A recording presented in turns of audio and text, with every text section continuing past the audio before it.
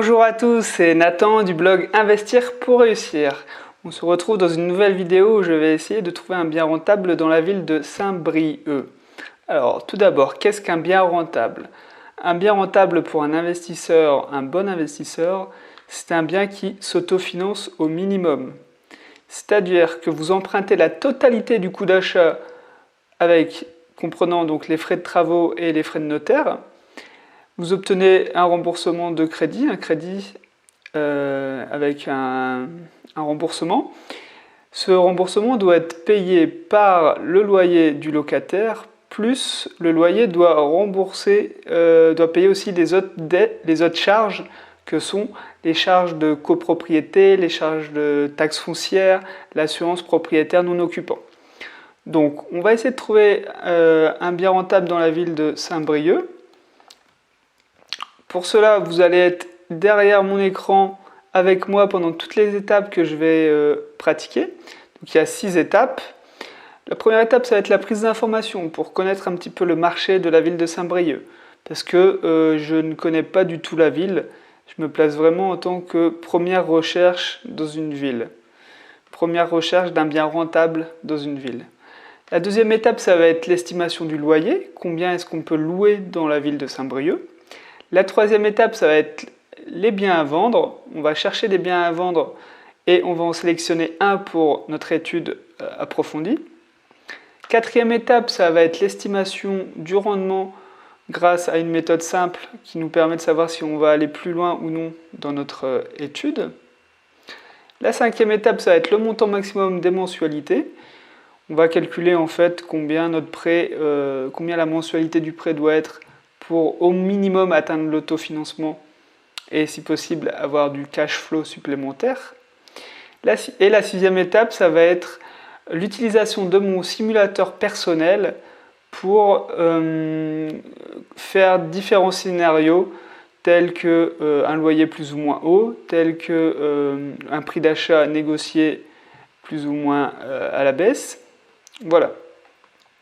On va commencer tout de suite avec la première étape qui est la prise d'information de la ville de Saint-Brieuc. Donc moi j'aime bien savoir un petit peu le nombre d'habitants dans la ville.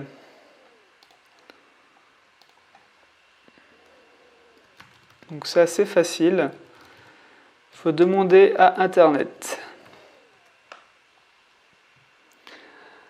On est sur une population du coup de 44 000 habitants. C'est la préfecture des Côtes-d'Armor. D'accord. Située en Bretagne. Préfecture des Côtes-d'Armor. Ok. Et une population en métropole de 170 000 habitants. C'est vraiment beaucoup. Ah ouais. Il y a vraiment beaucoup de monde autour de Saint-Brieuc. On va noter ces informations.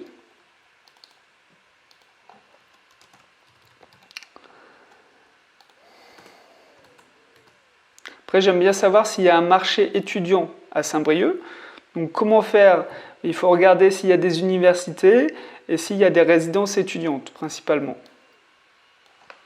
Des universités et écoles supérieures. Donc, déjà aussi, on peut localiser un petit peu la ville. Donc, c'est une ville qui est vraiment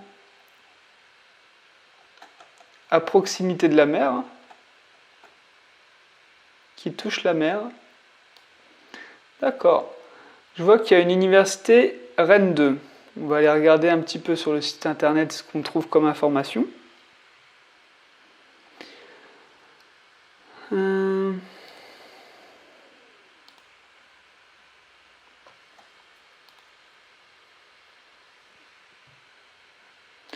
Donc il y a plusieurs campus qui font partie de l'université de Rennes. Saint-Brieuc.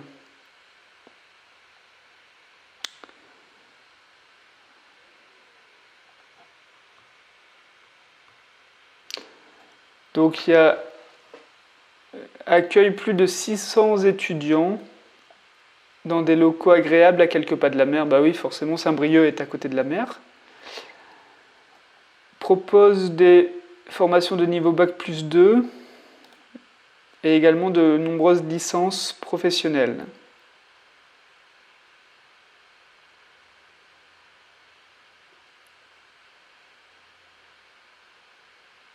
Et là, on parle d'une université Rennes 2. Donc Rennes 1, c'était 600 étudiants et Rennes 2, c'est 1100 étudiants. En STAPS, AES, Histoire, LEA, Anglais, Espagnol. Donc ça nous ferait à peu près 1700 déjà étudiants avec l'université 1 et 2 de Rennes.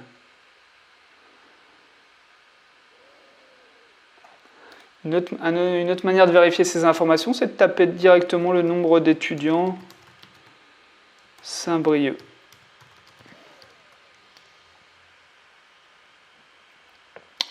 Donc là, on parle de 2400 étudiants, 1000 étudiants dans les formations de Rennes 2, 700 étudiants à l'IUT, 360 en fac de droit et 300 dans des formations sanitaires et sociales. Donc ce qui fait environ 2400 étudiants. Donc c'est pas mal. C'est pas mal. Honnêtement, je ne pensais pas qu'il y avait autant d'étudiants à Saint-Brieuc. Après, ce ne sont pas non plus des études d'ingénieurs où vraiment les gens ont besoin d'un logement. Là, en IUT, DUT, souvent ce sont des gens de la région qui vivent chez leurs parents, donc qui ne nous intéressent pas vraiment en tant qu'investisseurs et propriétaires. Mais il y a quand même un marché. Voilà. Maintenant, je regarde les hôtels à Saint-Brieuc.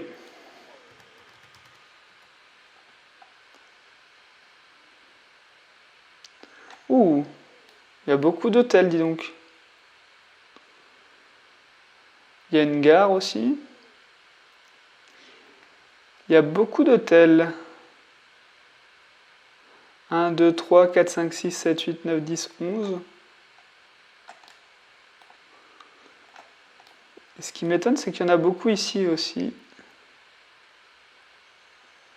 Un petit peu à l'écart de la ville. Il faudrait comprendre pourquoi il y a des hôtels ici. Donc ça, c'est intéressant pour ceux qui veulent faire de la location courte durée, de la location saisonnière sur Airbnb par exemple. Parce que si ces grands groupes d'hôtels ont décidé de s'implanter, c'est qu'il y a un marché. Voilà, ils ont fait l'étude de marché un petit peu avant nous et ils l'ont validé. Alors, hôpital maintenant. Est-ce qu'il y a des hôpitaux à Saint-Brieuc? Ok. Donc il y a un centre hospitalier.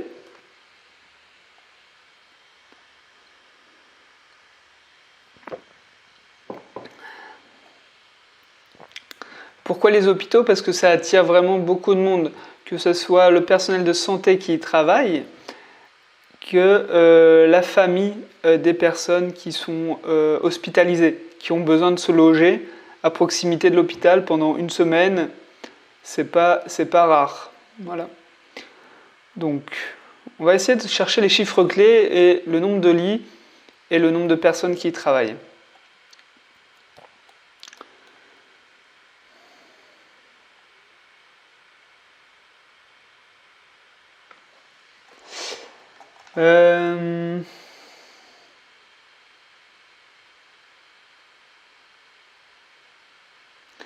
Il y a des accouchements.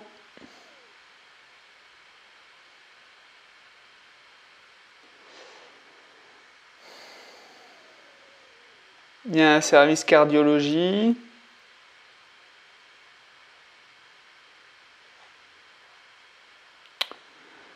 Non, j'ai pas le nombre de personnes qui y travaillent.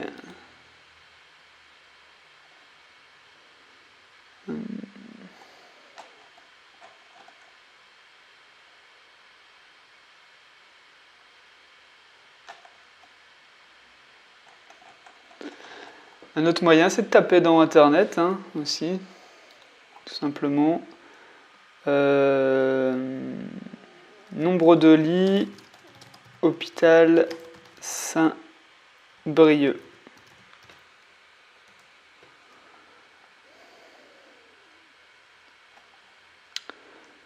Il dispose d'une capacité de 1308 lits. Ah, c'est beaucoup ça. Ouais.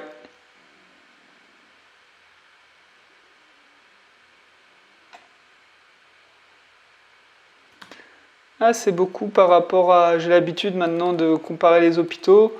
Et 1300 lits, ça fait partie des grands hôpitaux. Ok.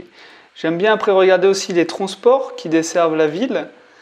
Donc ici, je pense pas qu'on ait de métro ni de tram, mais il y a une gare.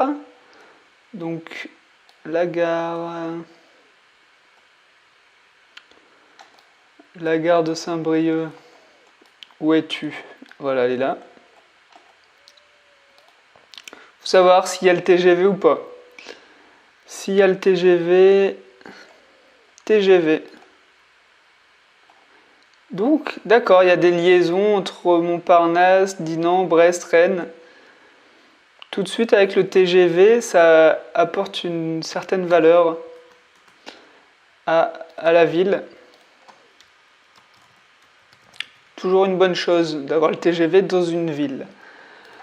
Ok, maintenant on va passer à la deuxième étape, on va estimer un loyer. Donc j'ai envie d'estimer le loyer d'un T2.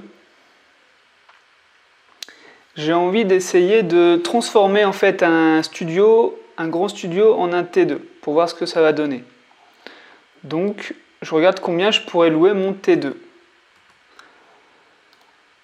Pour ça, je vais utiliser l'outil et le site internet bien ici.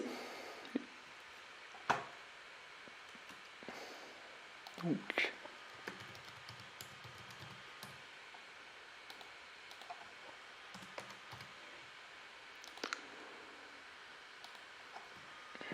je pense que pour 600 euros, je devrais trouver des T2. 2 pièces, un 2 pièces à Saint-Brieuc. Loué. Ouh, j'ai beaucoup de biens.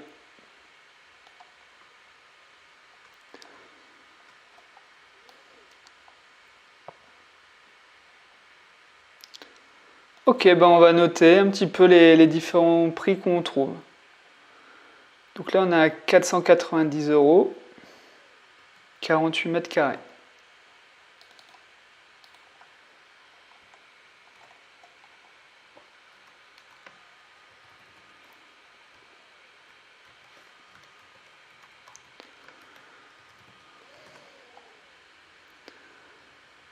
Tiens, lui, il est pas cher.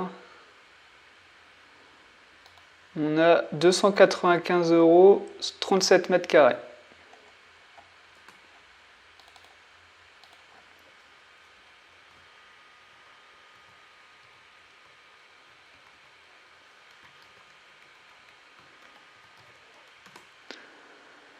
On en a à 520 euros, ce qui est déjà une belle somme et un gros écart avec d'autres T2.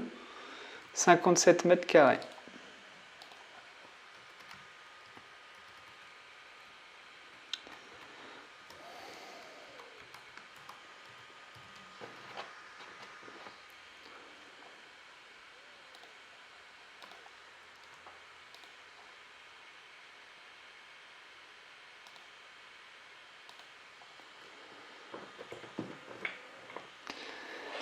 Ok. Après, on a 370 euros.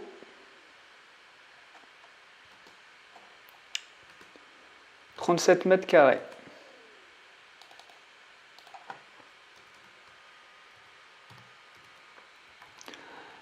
Là, c'est des très grands T2. Je vais essayer quand même de chercher des annonces qui ont des plus petites surfaces.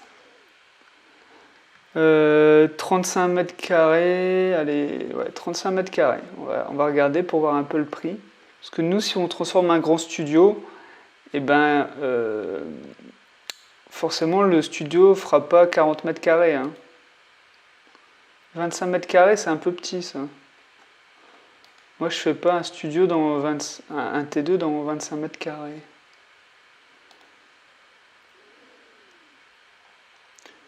Donc là, 31 mètres carrés, 400 €.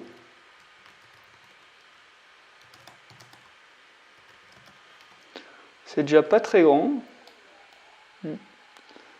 Et là, on a 380 € dans 32 mètres carrés.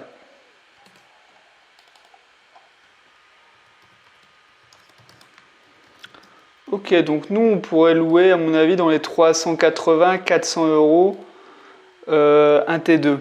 Voilà. Donc on va passer à la troisième étape et on va regarder les biens à vendre à Saint-Brieuc. Donc les studios, les grands studios, on va chercher ça qu'on pourrait transformer en T2.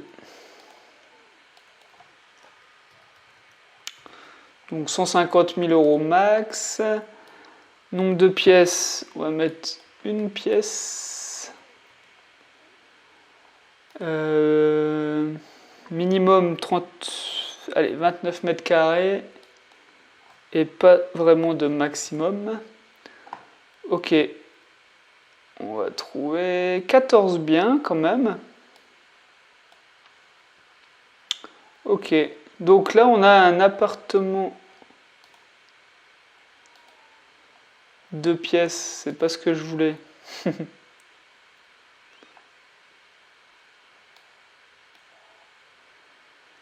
Bah après, si on a... Pourquoi je voulais transformer le studio, c'était vraiment pour augmenter le loyer et avoir une meilleure rentabilité.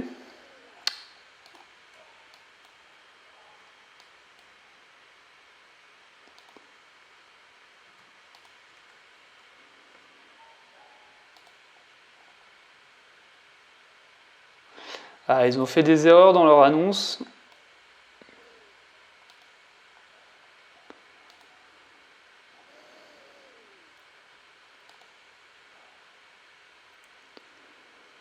Pourquoi ils me montrent que des 2 pièces? Je vais refaire mon annonce. Je vais mettre 40 mètres carrés max.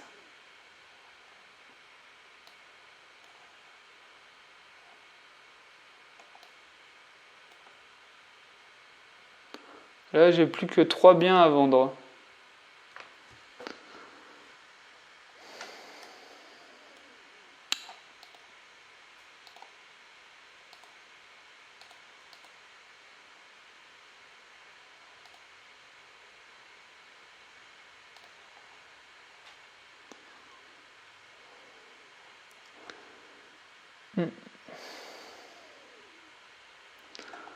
Vraiment bizarre.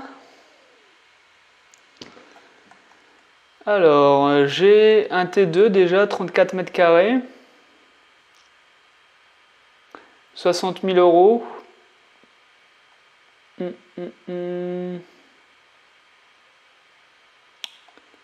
C'est pas très cher, ça a l'air en plus propre. Bon, la cuisine date un petit peu.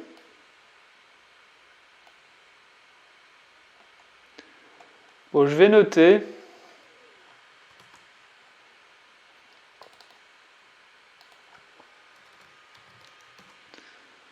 « 61 000 €, 34 mètres carrés. »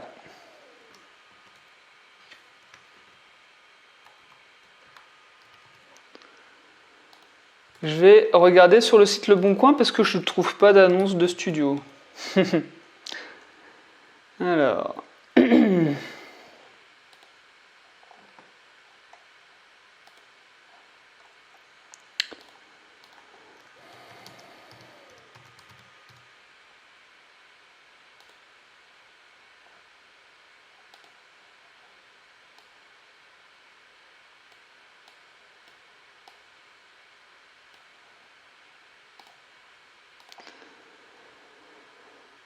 Alors, est-ce que j'ai des studios? Là, j'ai un studio, 27 mètres carrés, 30 mètres carrés. Tiens, il y a un peu plus d'offres. 30 mètres carrés.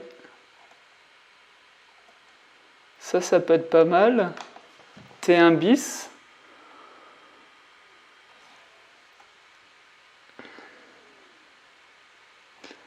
Ouais, ça m'a l'air déjà pas mal. Donc j'ai un appartement de 27 mètres carrés.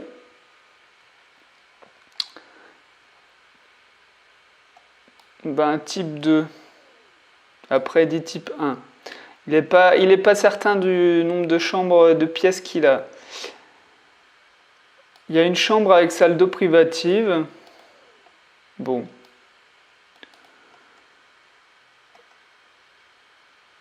Ok, 27 mètres carrés, on va noter. 47 000 euros.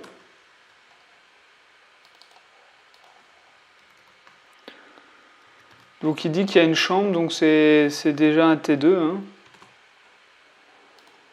Un appartement, donc pièce de 30 mètres carrés.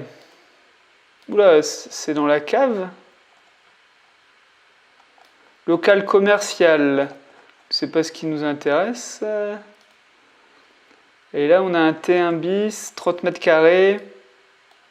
À vendre au secteur université. L'appartement a toujours été loué à des étudiants dans le cadre d'un investissement locatif. Il a été quasiment refait à neuf cet été pour la pièce de vie et le coin chambre. Il se situe au rez-de-chaussée et est composé d'une grande pièce de vie avec cuisine équipée d'un coin chambre. L'appartement a été loué 315 euros, charges comprises. Ah ben, c'est bien moins que les 400 euros de ce que j'ai vu. D'accord. 40 000 euros, 30 mètres carrés.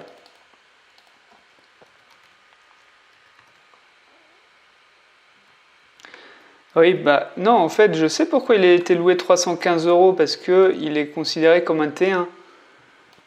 Mais le T1 bis, normalement, c'est qu'il y a une mezzanine ou quelque chose comme ça.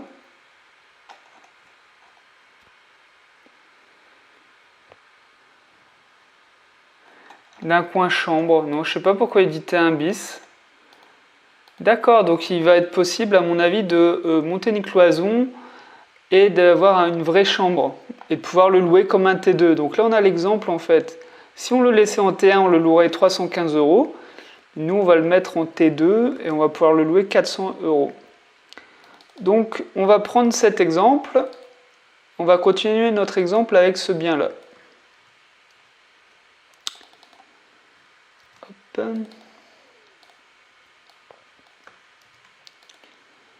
Ok. On va passer à l'étape 4. Donc, on est sur un bien à 40 000 euros.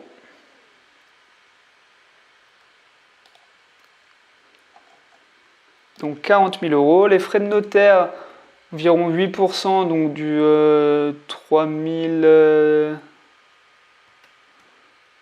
500 peut-être.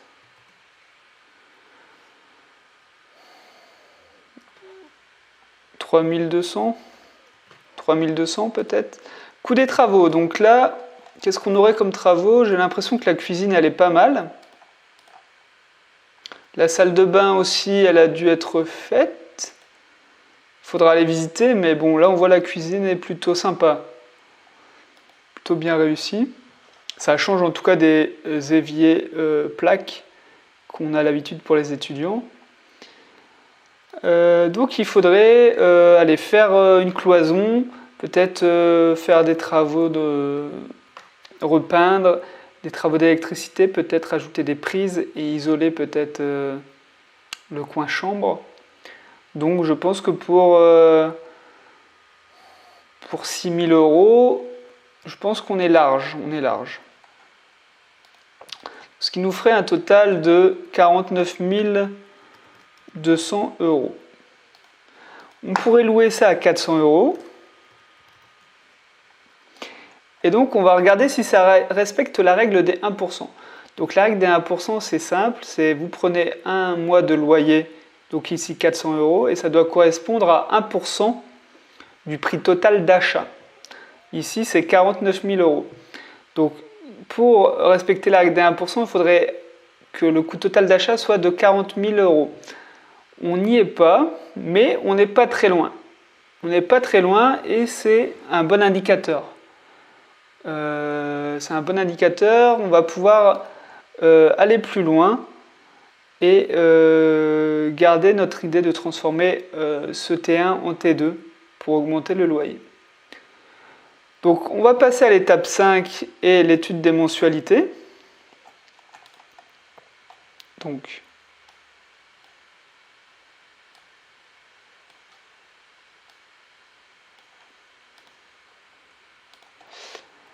alors, le prix total d'achat, on avait dit donc 49,2 000 euros. Loyer estimé 400 euros. On va devoir enlever 30% sur les revenus bruts du loyer parce que déjà, la banque, c'est ce que va faire la banque quand vous allez lui présenter votre dossier et que vous allez lui demander un prêt immobilier. Et de deux, c'est parce que c'est souvent vrai. Entre les charges de copropriété, l'assurance, les frais de gestion, la taxe foncière, on arrive rapidement à 30%. Et je ne parle même pas d'impôts. Donc on enlève 30%, il nous reste 280 euros net. Donc on va regarder quelle serait notre mensualité si on empruntait 49 200 euros sur 20 ans.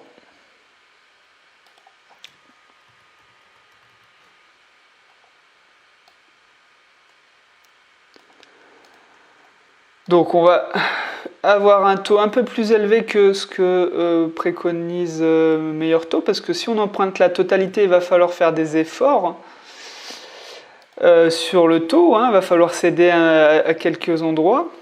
Le taux d'assurance aussi, par contre, le taux d'assurance, lui, il prévoit un 0,34, mais ça, on va pouvoir faire mieux, surtout si vous êtes en pleine santé et plutôt jeune. Moi, j'ai négocié à moins de 0,1%.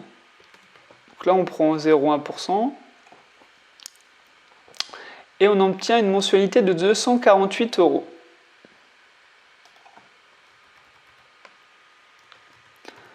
« 248 euros, ok, alors qu'on avait un loyer net estimé de 280 euros. Ce qui veut dire qu'on est en autofinancement et même qu'on arrive à dégager 32 euros supplémentaires. Donc ça, c'est une super nouvelle en tant qu'investisseur, parce que là, vous n'avez rien à mettre de votre poche. À l'achat, 0 euros, et tous les mois, 0 euros. Vous gagnez même un petit peu d'argent, un petit billet. Quoi qu'il faut rester prudent, parce que les frais en immobilier, ça monte vite, mais vous faites le travail, là. Vous pouvez enchaîner les investissements comme celui-là. Jamais une banque pourra vous refuser un prêt, comme ça. Donc là, c'est super. On va passer à la 6e étape pour comparer différents scénarios et utiliser mon simulateur personnel. Donc la 6e étape.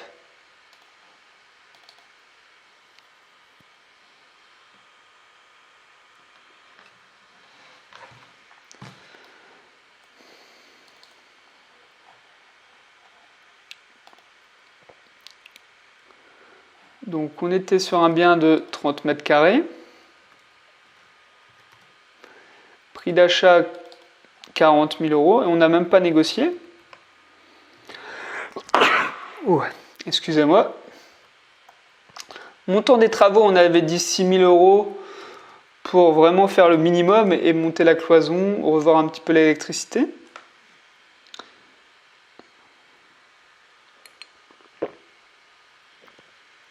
On a des frais de notaire calculés automatiquement. En fait, on aura un peu plus que 200 euros, que de 8% de frais.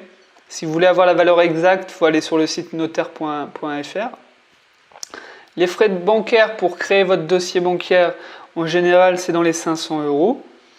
Essayez de les négocier à zéro, ça se fait. Vraiment, n'hésitez pas.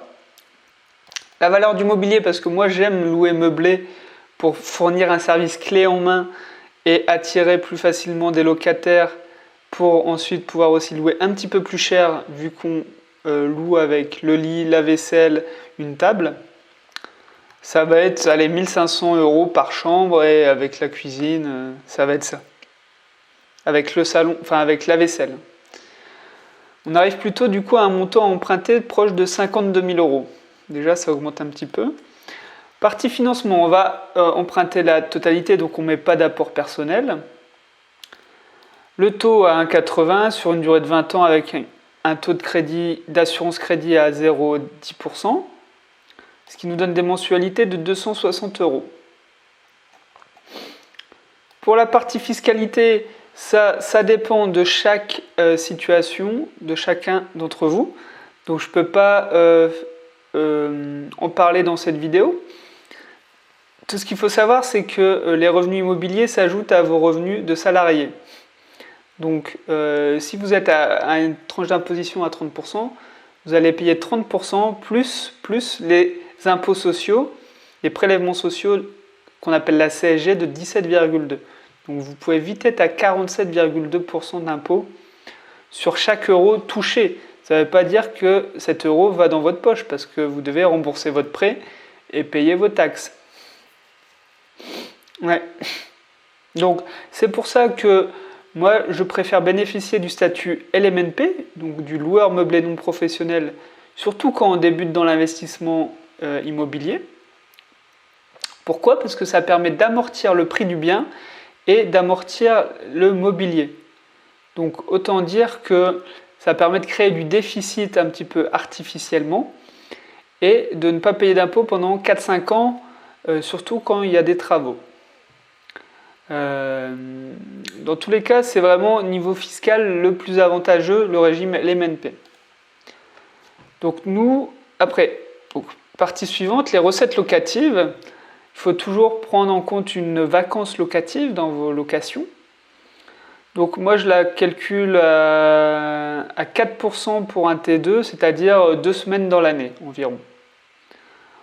C'est simple, si vous changez de locataire, peut-être que vous ne retrouverez pas un locataire tout de suite après. Voilà. Les loyers charges comprises de notre location, ça va être 400 €. Hop. Les charges déductibles, donc l'assurance du crédit, c'est calculé automatiquement. C'est en fait le remboursement de l'assurance du crédit.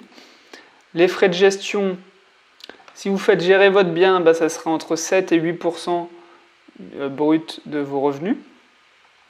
La taxe foncière, on ne la connaît pas, il faudra la demander au propriétaire.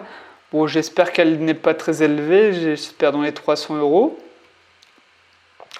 Les réparations par an, moi je provisionne toujours des travaux dans l'année parce que surtout en meublé on peut avoir des choses à remplacer, une chaise, puis il peut avoir l'intervention d'un plombier, une fuite, une fenêtre, il peut se passer beaucoup de choses, une serrure, donc on arrive vite à cette somme. Donc moi je provisionne la moitié d'un loyer. Donc ici, ça sera 200 €. Les charges par an, donc il les avait indiquées.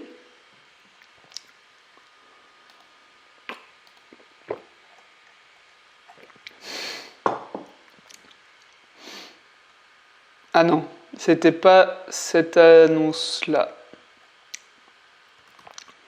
Bon, on va devoir les provisionner, mais il va falloir demander les factures et le montant au propriétaire.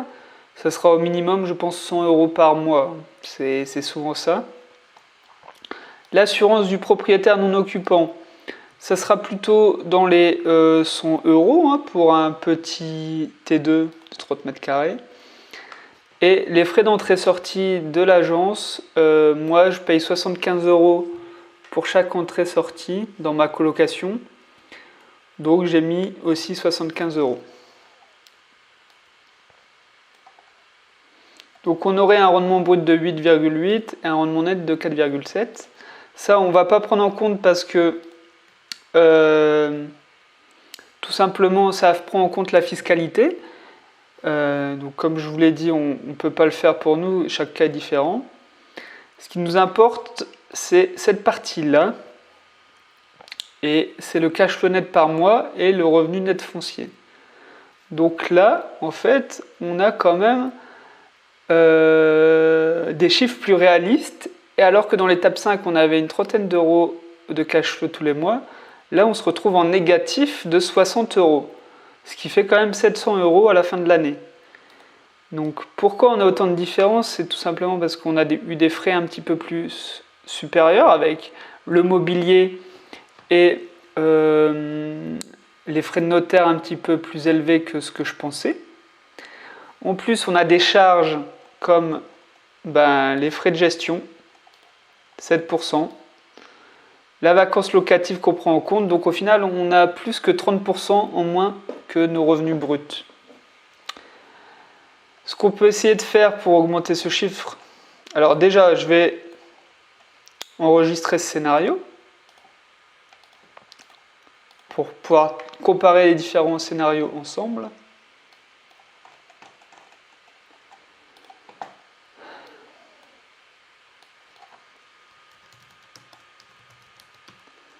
Avec agence.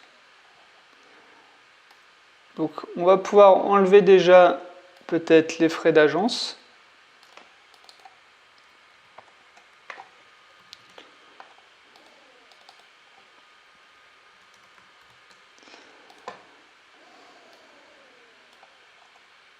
Donc là, on passe à moins 30 euros. Déjà, on a gagné presque 35-40 euros tous les mois. Mais forcément, il va falloir s'occuper de la gestion.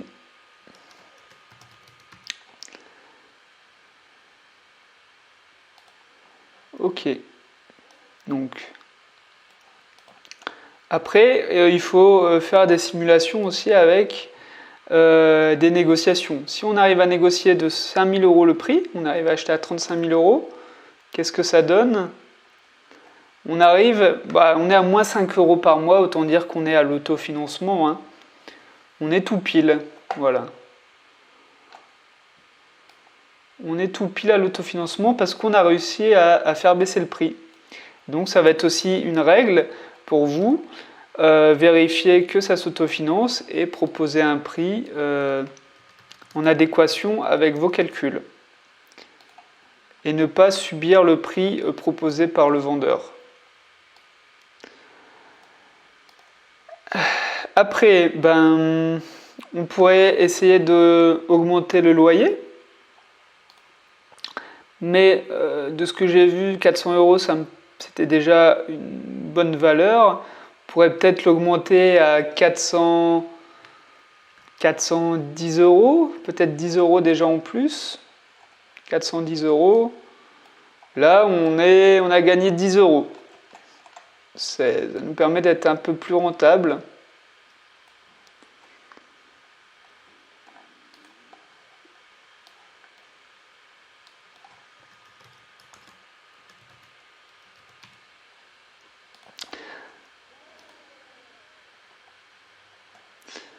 Après, ce qui est important aussi de vérifier, ça va être les frais. Connaître ces frais-là, parce que si c'est inférieur, on aura un meilleur cash flow. Il suffit d'avoir moins de 200 euros, d'avoir que 1000 euros de charges par an au lieu de 1200 pour vraiment, encore une fois, gagner 15 euros tous les mois. Voilà. Puis il va falloir aussi, de toute façon, visiter le bien, hein, voir si l'agencement permet réellement de créer une chambre avec une cloison. Il va falloir se renseigner sur le quartier. J'ai pas eu l'information sur le quartier, sur la résidence. Questionner aussi les personnes du quartier en leur posant simplement des questions. Alors pour une petite astuce, vous leur dites que vous êtes simplement locataire et que vous voulez avoir des informations sur le quartier.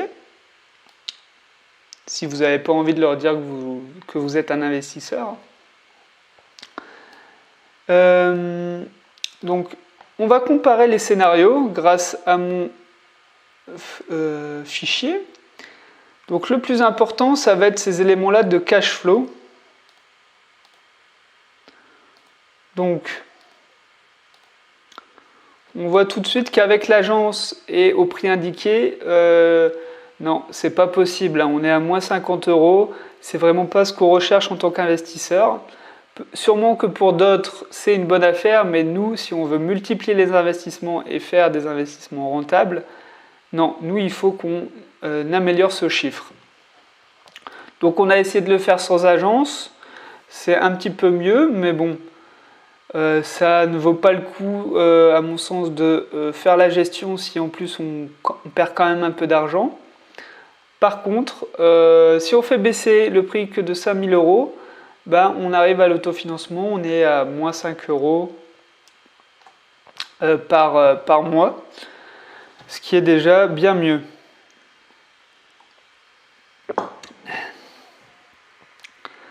Puis on a des chiffres aussi ici qui calculent le rendement brut et le rendement net. Ce sont ces deux valeurs les plus importantes. On voit qu'il augmente effectivement avec tout simplement la diminution des charges comme les frais d'agence ici et aussi la diminution du prix d'achat qui permet de faire augmenter le rendement. Ok, bon, on arrive au bout de cette vidéo. J'ai réussi quand même, je suis content, j'ai pu montrer qu'il était possible de trouver des biens qui s'autofinancent assez facilement, quand même, en transformant un studio en T2, mais ça pourrait être aussi en créant des colocations, en faisant de la location courte durée, en achetant en gros, donc en achetant un immeuble de rapport. Ça pourrait être aussi en achetant un grand T2 et en le transformant en un T3 pour augmenter le prix du loyer. En tout cas, ici, on a bien vu que la transformation du bien permet vraiment d'augmenter le loyer et du coup d'atteindre cet autofinancement. Donc, si vous avez aimé ma vidéo, n'hésitez pas à vous abonner à ma chaîne YouTube. Si vous voulez aussi que je fasse une étude dans votre ville, merci d'indiquer votre ville dans les commentaires et je verrai ce que je peux faire. Si vous voulez aussi faire la bonne affaire en immobilier, je vous donne 7 astuces dans mon guide immobilier pour faire la bonne affaire. Donc ne ratez pas l'occasion de gagner des milliers d'euros. Cliquez dans le lien dans la description ou sur la vidéo qui va s'afficher. Et moi, je vous souhaite des bons investissements et je vous souhaite une bonne journée également. Allez, ciao à tous!